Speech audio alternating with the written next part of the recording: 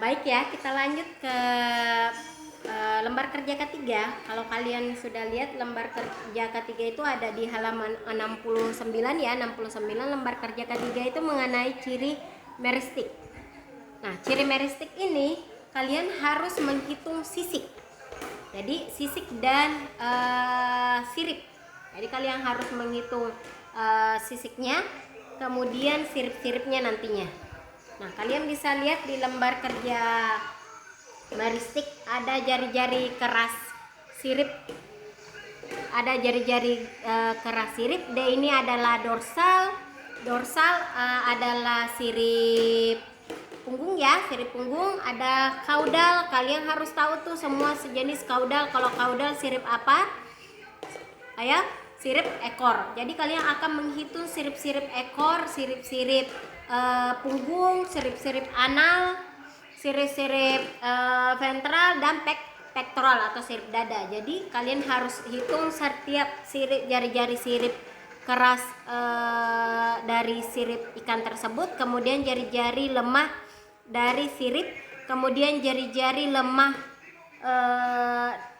mengeras dari sirip, kemudian nanti ada perumusan sirip tersebut. Jadi tidak semua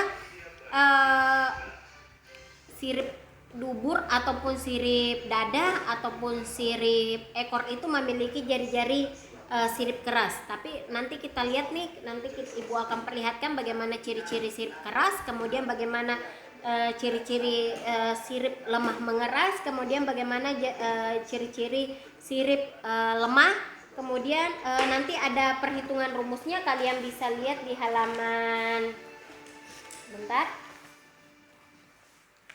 Nah, ini ada di halaman 60. Oke. Di halaman 60 ini sudah terlihat ya. Kalian bisa baca sendiri untuk jari-jari perumusannya ada di paragraf paling bawah ya.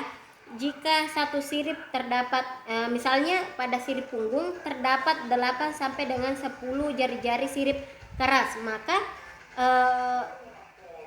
sirip punggung itu biasa disebut dengan dorsal ya, dalam bahasa Latin yaitu sirip dorsal. Jadi diberikan tanda D. Kemudian jari-jari sirip keras itu nanti akan akan ditulis dengan huruf angka Romawi. Oke? Dia akan ditulis dengan sirip angka Romawi.